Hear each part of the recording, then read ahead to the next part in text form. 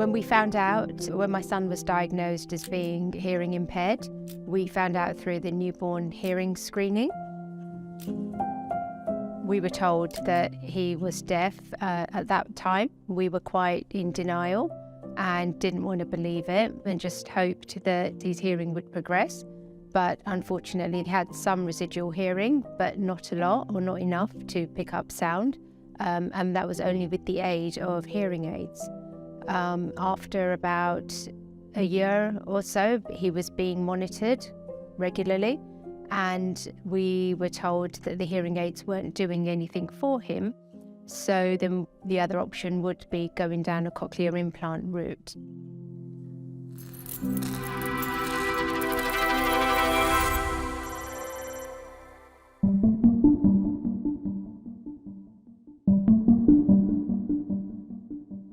We are there to overcome hearing loss as a barrier to communication and quality of life.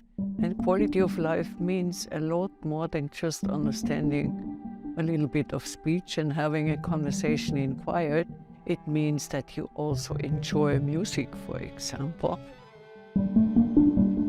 I always wanted to help people with their quality of life through technology. And so when the chance came along to develop a cochlear implant, then I really knew this was the goal for many years. I think that hearing loss often remains untreated, mainly due to three reasons, I would say. On the one hand, there is the stigma. People think that if they have a hearing loss and they go for a hearing solution, at that point in time, they're considered as being disabled and not able to do everything anymore.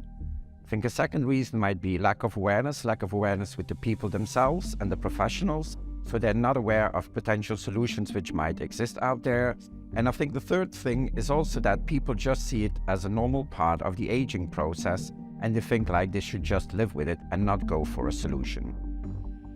The fully implantable cochlear implant is now the newest thing that has just finished the feasibility study.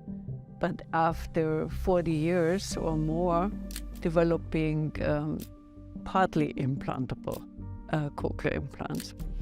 Robotics are entering our field, the field of hearing implants. The robotics will help to be more precise, be faster, and be able to insert the electrode of a cochlear implant in a very slow and consistent movement such that more of the residual hearing can be preserved. The device to do that has a CE mark, and already at this point in time, more than 50 patients have received their cochlear implant, supported by this surgical robot. That is an important goal, preserving the residual hearing to a higher extent than already possible.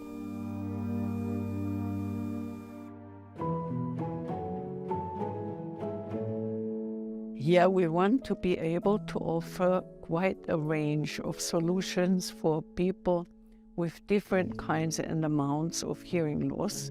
And it ranges from the cochlear implant to a combination of acoustic amplification, like with a hearing aid, and the electrical stimulation to middle ear solutions, or bone conduction devices, or even passive middle ear implants.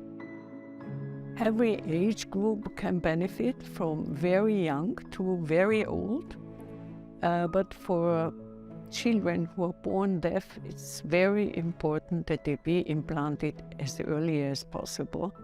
And between 5 months and a year or a year and a half is the optimal timing, because they need time for rehab before they enter school. The earlier they get implanted, the easier it is to get up to the best benefit that they can get out of the devices. I got my first cochlear implant in 1996 on the left side, and I got my second cochlear implant 2 years later on the right side. I was the first child that had a bilateral implantation. Back then, the medical world didn't really believe that you can hear with 2 cochlear implants at once. They thought that one cochlear implant is already too much for the brain, and they could not merge the information of two cochlear implants. After my implantation on the second side, after the cochlear implant has been turned on, I improved a lot in my general hearing, and it was a safe proof that it is possible to hear with 2 ears with the cochlear implants. I'm a part of the research and development of Neden, and I want to improve the technology we are all using. Here at Neden, it is important not to leave any patient behind. New technologies will come up and will arise, and our patients who have been implanted a longer time ago, let's say 20 or 30 years ago, need to be able to benefit from this latest technology which is out there, from the optimal possibilities towards speech understanding, in quiet, in noise, or for example, towards music perception and enjoyment.